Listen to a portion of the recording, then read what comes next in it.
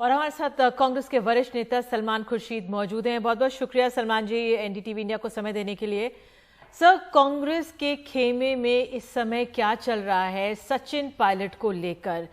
मुख्यमंत्री तीखे तेवर से बोलते हैं उनके लिए, फिर रणदीप सुरजेवाला मरहम लगाते हैं। क्या स्थिति है कांग्रेस की सचिन के लिए? कुछ देखिए इसमें कोई ऐसी गतिविधियां नहीं हैं जिस पर कोई ख़ास टिप्पणी करने की आवश्यकता है। हम सब जानते हैं कि कुछ ना कुछ बिखराव हुआ है, आपस में मतभेद हुआ है और हम सब उम्मीद ये करते थे कि ये समाप्त हो जाएगा, इसका कोई ना कोई इसका निदान रहेगा, मिल जाएगा। नहीं हुआ। हमको बड़ा दुख है और विशेष दुख मुझे है क्योंकि इसमें एक व्यक्ति वो है जिसके परिवार से जिसके पिताश्री से मेरे बहुत अच्छे संबंध रहे थे और वो हमारे दिवंगत नेता हैं, उसको आज भी हम याद रखते हैं। तो ये है कि बिल्कुल घर की बात थी कि घर में से कोई नाराज़ होकर चला गया, तो इसलिए हमारे लिए तो एक दुख का विषय है। लेकिन जो भी परंपराएं होती हैं पार्टी की और जो भी पार्टी के कार्यशैली होती है उसके आधार पर जो निर्णय होता है वो हम सब स्वीकार करते हैं। सलमान जी, लेकिन सचिन अकेले नहीं है। हमने देखा मध्य प्रदेश में इससे पहले ज्योतिरादित्य सिंधिया चले गए, कई अन्य राज्यों में भी इसी तरह से जो युवा नेता थे, जो टीम राहुल के सदस्य माने जाते थे, वो कांग्रेस पार्टी छोड़ करके चले गए। तो सब कुछ सामान्य नहीं है पार्टी में। लगातार दूसरी जो लोकसभा की हार हुई है उसके बाद नेतृत्व को लेकर के संकट एक तरह का दिख रहा है, तो ये सब चीजें कैसे ठीक होंगी? सब कुछ तो सामान्य भारतीय जनता पार्टी में भी नहीं है, लेकिन उनके पास सत्ता है इस समय, इसलिए बात बाहर खुलकर नहीं आती है। जब सत्ता नहीं होती है तो ऐसी गतिविधियां बढ़ जाती हैं, कहीं भी कोई भी संगठन हो उसमें। लेकिन जब आप कहते हैं कि सचिन पायलट अकेले नहीं हैं, सिंधिया उनके साथ रहे, फलां उनके साथ रहे, तो आप ये क्यों मानते हैं कि मैं यहाँ अकेला बैठा हूँ? बहुत सारे लोग हैं जो पूरी निष्ठा के साथ पार्टी में हैं। कहीं हमारी कोई कुंठा हो उसको हम दूर करना जानते हैं, उसका समाधान निकालना हम जानते हैं, क्योंकि पार्टी में ऐसा चलता है, जैसे जीवन में चलता है ऐसा चलता है। लेकिन पार्टी को कभी सत्ता इस समय नुकसान पहुंचा दें या पार्टी को छोड़ दें, ऐसा संभव नहीं। सर, बीजेपी के हाथ में इस समय सत्ता है, लेकिन कांग्रेस की जो चिंता है वो इतनी दिखती नहीं कि उसके हाथ से अभी मध्य प्रदेश निकल गया।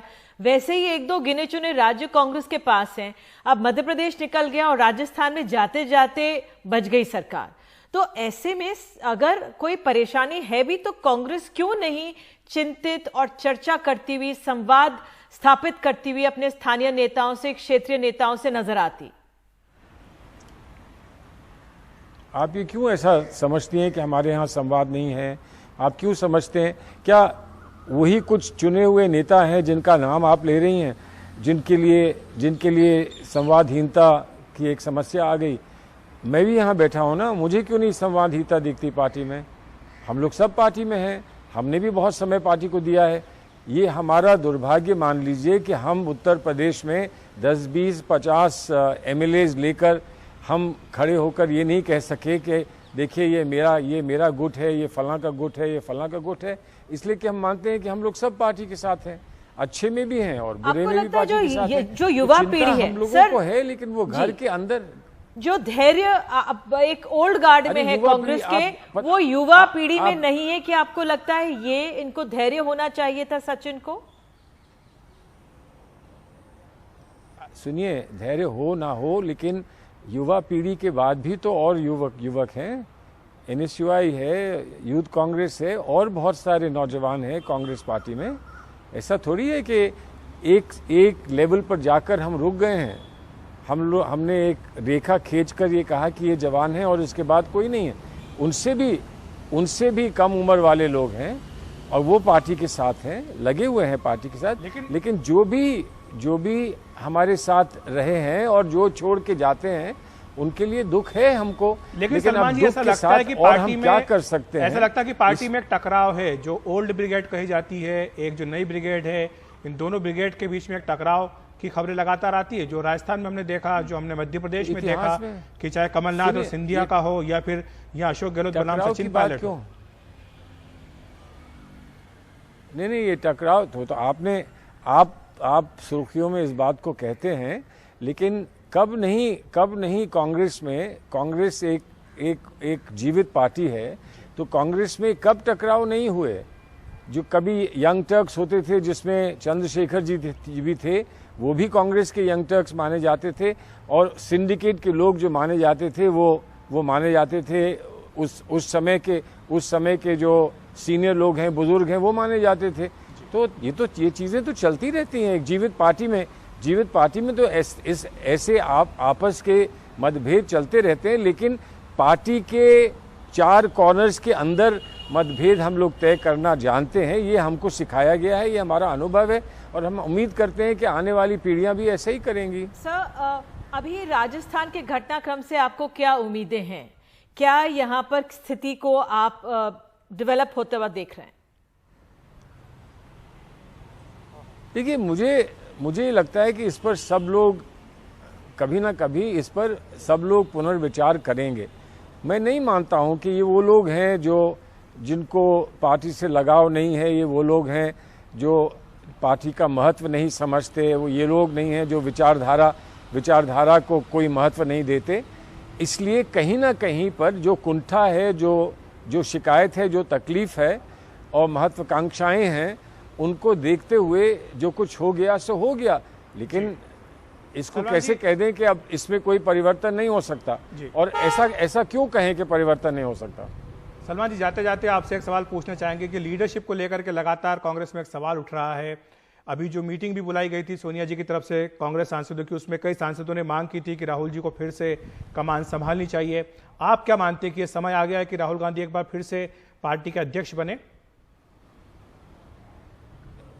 देखिए, मैं बड़ा स्पष्ट कर दूं कि हमने राहुल गांधी जी को अध्यक्ष माना, नेता माना, और जब वो अध्यक्ष नहीं रहे उनकी मर्जी से, हमने तब भी उनको नेता माना।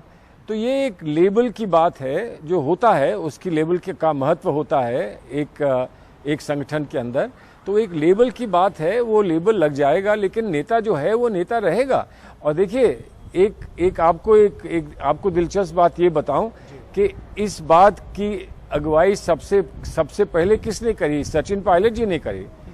क्या उन्होंने बार बार ये नहीं कहा कि राहुल जी को आकर और ये पद संभालना चाहिए? क्या वो नहीं इस बात को कह रहे थे कि हमारे यहाँ नेतृत्व का कोई झगड़ा नहीं है? वो भी कह रहे थे। तो आज उन्हीं का उदाहरण लेकर ये कैसे कहा जा सकता है कि हमारी पार्टी में कोई झगड़ा है नेतृत्व का? तो सर, आखिरी सवाल मैं आपसे, ना पैर की बात हुई। जी, आखिरी सवाल ये कि आप कह रहे हैं कि सचिन खुद इतने प्रतिभाशाली हैं, ऊर्जावान हैं, तो ऐसे में मुख्यमंत्री अशोक गहलोत को आप क्या सलाह देंगे, खासकर आज जिस तरह से वो काफी तीखे उनके बयान आए हैं सचिन के संदर्भ में? देखिए, बात सुनिए, अशोक गहलोत जी को कहीं ना कहीं बड़ा कष्ट तो हुआ होगा ना। अनुभवी नेता, वो ये चाह रहे हैं कि इस समय जब हमारी पार्टी के पर चारों तरफ से दबाव है, तो हम एक अच्छी सरकार राजस्थान में चलाकर दिखाएं। अब किस कारणवश वो सरकार में कहीं ना कहीं कोई दांव पेच के कारण या कहीं पर कोई बाधाएं डालने के कारण कोई समस्या उनके सामने आई है, तो उनको कुछ कुंठा तो होगी, तो हमें मानना चाहिए कि कुंठा होगी। लेकिन वो उदारवादी एक नेता हैं, बड़े उदार सोच के नेता हैं। मुझे पूरा विश्वास है कि वो पूरे पार्टी को और पार्टी के हर व्यक्ति को साथ जोड़कर लेकर चलेंगे। मैं उन्हें सुझाव क्या दे सकता हूं? मुझसे ज्यादा अनुभवी वो हैं, मुझसे ज्यादा प्रतिभाशाली हैं, तो मैं उन्हें क्या सुझाव दे सकता हूं? हम तो सिर्फ ये चाहेंगे कि उनके हाथ और हम मजबूत कर सकें, जैसे भी संभव हो। जी, बहुत बहुत शुक्रिया आपका सलमान जी, हमारे साथ जुड़ने के लिए, बात करने के लिए।